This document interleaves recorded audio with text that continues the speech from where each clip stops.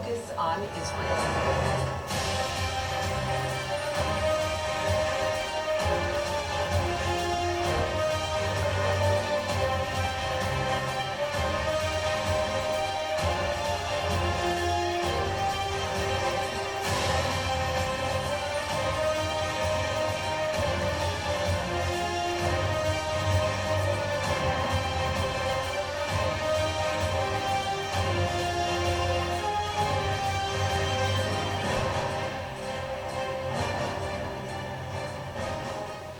Hello and thank you for tuning in to Focus on Israel. I'm Lori Cardoza-Moore, president of Proclaiming Justice to the Nations, a nonprofit organization dedicated to educating Christians about their biblical responsibility to the Jewish people. Many Christians do not realize that the word explicitly tells us to stand with our Jewish brethren and defend the land God calls his. On our last program, we focused on how the nations of the world have treated Israel, from the establishment of the Jewish homeland to the recent debacle at the United Nations. Today we'll be focusing on the unique relationship that America has with Israel. I think you will be surprised by what you'll learn today. Recently, while in Israel, I had the opportunity to speak with Yoram Ettinger, a retired Israeli ambassador. In previous years, he served as a minister in charge of congressional affairs at the Israeli Embassy in Washington. He was Consul General of Israel in Houston, Texas, and a Director of Relations with Overseas Foreign Media. He now consults Israeli and American legislators, writes for American and Israeli newspapers, and is also the CEO of a new organization called Second Thought, an American-Israeli initiative to raise second thought about Israel and U.S. relations. He was a wealth of information concerning the historic relationship America has had with Israel and the Jewish people, from the Pilgrims at Plymouth Rock to the many biblical names of towns throughout the U.S. The U.S.-Israel relations are very unique in the world because not only are they based on shared, deep, multi-century values bolstered by mutual threats and shared interests, both security-wise as well as economic.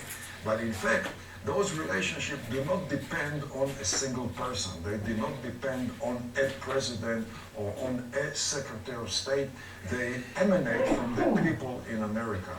They emanate from the history and the substance of what makes America a special society, a special country, and therefore the representatives of the people, Congress, has been a bastion of support for Israel. In fact, before there was a Jewish state.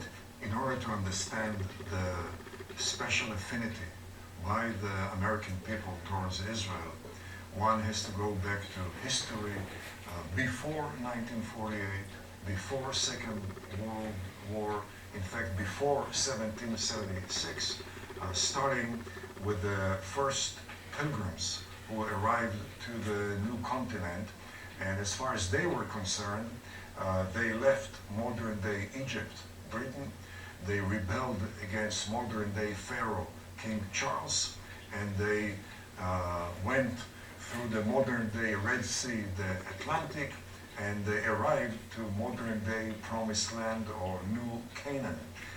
Therefore, the proliferation of biblical names on American map, hundreds, if not thousands, of locations bearing biblical names. In fact, more than you'll find in Israel, because of the size, obviously. Those locations and biblical names testify to the very special role upheld by the Jewish state, by Judaism, by the Jewish people in the context of modern-day America, the USA. You go back to the founding fathers, Thomas Paine, when he wrote Common Sense. He relied on the prophet Samuel. He relied on the judge Gideon when he rationalized why the people should not accept a rule of a king, why they should rebel against the king. When you look at the Liberty Bell, which is an icon in the American state of mind or American history. The inscription on the Liberty Bell is from the Old Testament, from the Torah. Proclaim liberty upon the earth and unto all the inhabitants thereof, from the book of Leviticus, chapter 25, verse 10. You look at the House of Representatives in Washington, at the center of the chamber, facing the Speaker of the House, the statue of Moses. And he is there at the center, surrounded by 22 other statues. But while Moses looks straight ahead towards the speaker, all the other 22 are in profile. They're all staring at Moses because he is the source, while all the rest are the derivatives. You cross one street from Capitol Building and you go up the stairs to the Supreme Court. Above the entrance, series of statues, by far the largest among them. At the center, once again, Moses holding the 2 tablets with the 10 commandments. And when you enter the Supreme Court, above the table or desk of the 9 Supreme Court justices, at the ceiling on the right-hand side, once again, Moses holding the tablets, making sure that the Supreme Court justices adhere to what they believe is the source, the 10 commandments.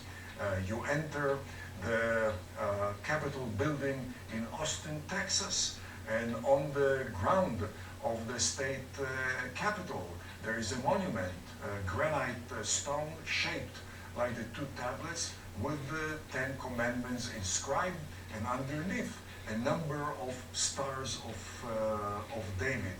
And certainly anywhere you go in the U.S., you hear, you see the signs of adherence to Judeo-Christian values, whether you are conservative or liberal. Judeo-Christian values are an endemic element of the American culture, of the American state of mind.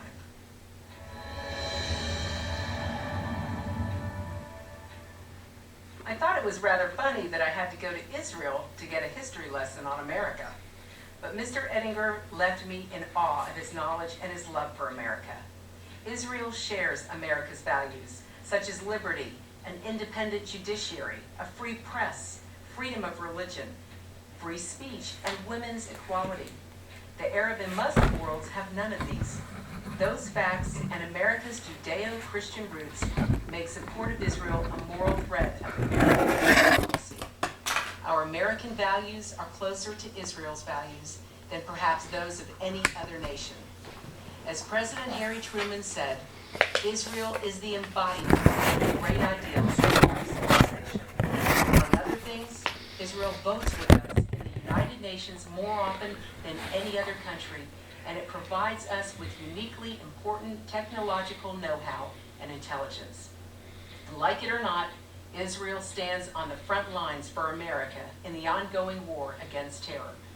Mr. Ettinger expanded on the many contributions Israel has made to America on so many important levels. It doesn't matter whether you are a leftist Israeli, right of center Israeli, or centrist Israeli. Israelis are knee-jerk pro-American. We realized that which unites us with the U.S. is unparalleled to any other set of relationship in the world. And that has made Israel the only reliable and stable and capable and non-conditional ally of America.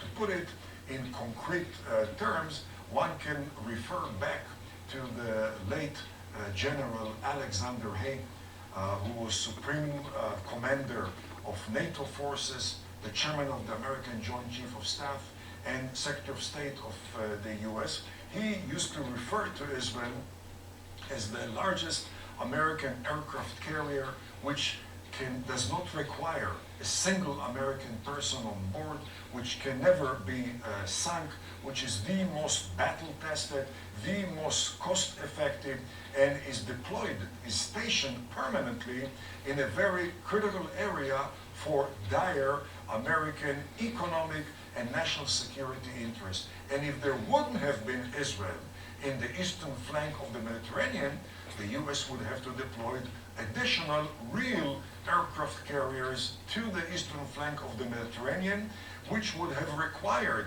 $20, $30 billion every year to maintain, all of which has been spared by the existence of a Jewish state in the Mediterranean.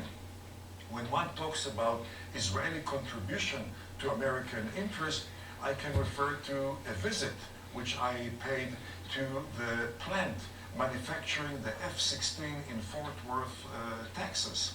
The plant manager hosted me, and he shared with me what he considered the secret of General Dynamics and the F-16, and that's the daily flow of lessons from Israel, the #1 user of F-16, into the new generation of the F-16.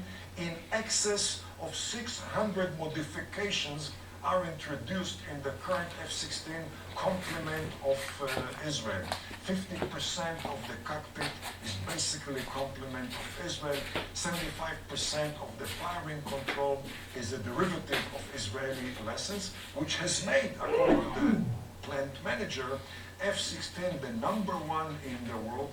Therefore, it has expanded the employment base in that area in Texas, has expanded the export and the research and development base.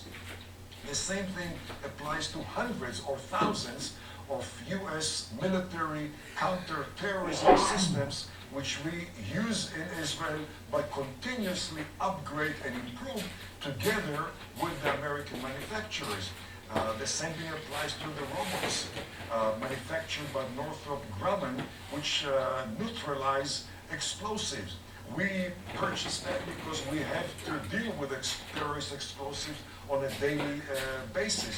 But our modifications shared with the manufacturer has made Northrop Grumman robot the #1 in the world, which I heard from the congressman from Tennessee, where it is manufactured, that this has made employment in his district that much healthier than other districts.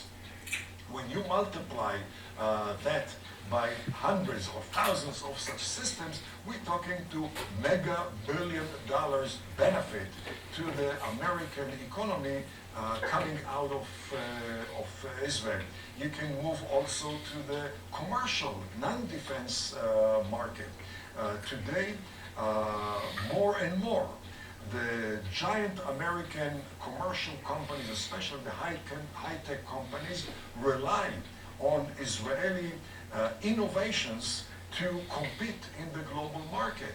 The other day, the CEO of Intel mentioned in a management meeting in Santa Clara, California, that if not for the 6 Intel plants in Israel, or 2 plants and 4 research and development centers, Intel would have been devastated by the competition. Microsoft CEO said the other day that Microsoft is becoming an Israeli company, increasingly so because of the impact of the research and development by Microsoft in Israel, which brings to Microsoft in America the latest of innovations. That is applied to also medical equipment, it's applied to energy alternatives, it's applied to water technologies, it's applied to telecommunication, it's applied to the daily laptops which we use. Most of the modern day microprocessors have been developed by the American companies in Israel, leveraging Israeli manpower. One of the gurus of America's high-tech, George Gilder, wrote in the Wall Street Journal back in July 2011 that as a result of the analysis of the Israeli contribution to the American commercial and defensive industries and to the employment and research and development and American exports, his conclusion has been that not only are we a two-way street, but in fact, America increasingly depends on Israel as much as Israel depends on America, and we are much better off by working together rather than separate from one another. Most people, right or left, pro-Israel or anti-Israel, would agree that Israeli-American relations are the worst they have been in memory. A recent poll shows that only 9% of Jewish Israelis think President Barack Obama's administration is more pro-Israel than pro-Palestinian. Given how much Israelis love and admire America, this level of mistrust is all the more remarkable. This administration's desire to have America liked in the Arab and Muslim worlds is a major problem in this relationship.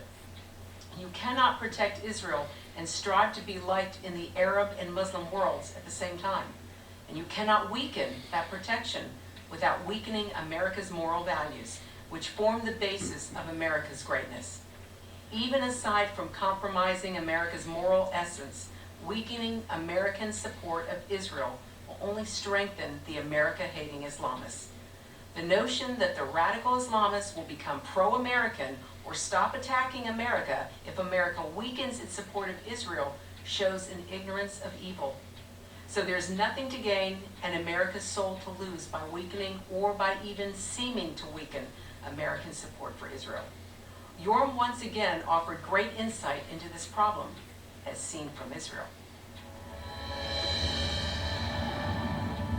You have an administration which is the most UN-oriented and Europe-oriented administration probably ever in American history. You have a problem on your hand because the UN is a hostile arena both for the US as well as for Israel, in fact, for the free world. The UN is a friendly arena towards rogue regimes and towards Muslim regimes at the expense of Western democracies. When you have an American administration which does not want to admit that there is a problem of global Islamic terrorism, because according to the President of the US, Islam is a religion which professes peace and not terrorism, then you have a problem, because moral ambiguity leads to ideological ambiguity, which produces operational ambiguity, which erodes your capability to face up successfully, effectively to the threat of terrorism. When you have an American president who assumes that the Palestinian issue is a root cause of anti-American Islamic terrorism, and therefore you have to be preoccupied with Palestinian issue, you have to pressure Israel, you know you've got problem, because the Palestinian issue has never been the cause for anti-American terrorism. You go back to 1983, when Muslim terrorists blew up the Marines headquarters in Beirut and the US Embassy in Beirut, murdering 300 American Marines. The reason the Marines were in Beirut was to stop the Israeli hot pursuit of the PLO, was to make sure that Israel does not decimate the PLO in Lebanon, but that was the time when Muslim terrorism hit the USA, when the Muslim terrorists blew up US embassies in Tanzania and in Kenya, murdering 300 civilians. That was the time when then President Clinton was brutally pressuring Israel, was fully supportive of the Palestinians, pressuring Israel to yield more and more and more, and that's when Muslim terrorists hit the US. The reason the US is hit by Muslim terrorists is because of the values that you represent. A lethal threat to every Muslim regime in the Middle East is freedom of religion, or the liberties of religion and the liberties of economy and education and expression. the liberties of economy and the internet, those are the elements that threaten the existence of those Muslim regimes. Those are the liberties represented, and rightly so, by the USA, and therefore the US is being hit by Muslim terrorists. And last and not least, the only capable power to control the megalomaniac aspirations of Muslim regimes in Iran or in Syria, previously in Libya, has been the USA. And therefore, any rogue Muslim regimes wants to hit the US in order to advance its own megalomaniac aspirations.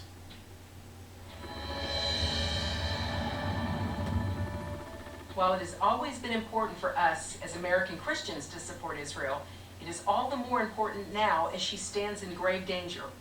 Historically, the United States government has been, for the most part, a friend to Israel and has used its influence and power as a force of restraint against terrorist organizations and anti-Zionists that have targeted Israel. But we must understand, this is no longer the case, and in fact, the opposite is now true.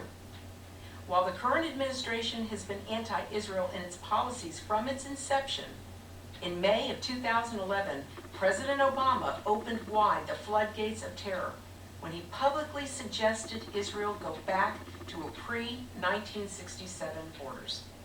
The international terrorist organizations rejoiced and took that as a green light to move forward with their propaganda and assaults on the Holy Land of the Bible and its covenant people.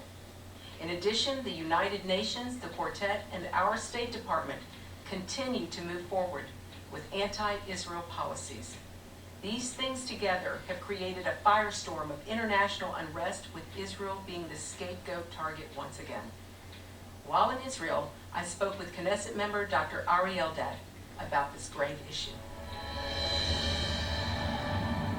Only when the Soviet Russia and the Soviet bloc got stronger and threat to expand and had a lot of influence in the Arab world, the United States gradually looked at Israel as an asset, as a strategic asset in the Middle East. Some people would blame or try to explain the fact that there's diminishing assessment of Israel's importance in the Middle East after the Soviet bloc was falling apart. Because it was as if the United States didn't need Israel as the only Western post in a whole pro-Soviet Arab world. But that's not the real reason why President Obama is the worst president Israel ever had. It's really a hostile environment that we can feel in the White House. And I'm afraid it has nothing to do with the real interest of the United States. Because when the United States started to play on the Arab cards in his administration, the United States didn't get stronger, but weaker. The Arab world looked at this betrayal of the United States in Israel, and they say, don't be a friend of the Americans, they betrayed their friend. They look at what Obama did to President Mubarak of Egypt, and he said, they betrayed their friend, it's not a good business to be a friend of the Americans. The fact that the American administration didn't intervene in Libya and allowed the French and the Brits to do the work there is not interpreted by the Arabs as calculated policy, but as hesitant policy. President Obama is assessed as a weak president. America is looked as weak. And these are bad news to the West, not only to Israel in this environment, but also to the West at large. We usually tend to think that politics is only an issue of interest.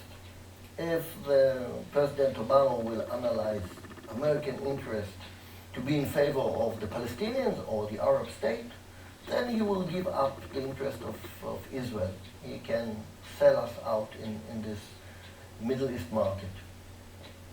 But if there's a large body of American voters who believe that politics is sometimes more than sheer interest, it's not only the immediate political or economical interest that you can analyze, but something that must be based on moral issues, on shared values, then they can put their influence on any American administration, not to work only according of what they analyze as the immediate political interest, but something that will be more deeply rooted on the moral basis of decision of an empire like the United States. You cannot run your political decisions only on what you assess as tomorrow's interest, but you must do it according to the moral basis of a nation like the American nation. And this is what I can expect from the Bible-loving Christian in the States, to look not only the immediate interest, but on the moral values, and try to influence American foreign policy that will be more morally sound and morally based.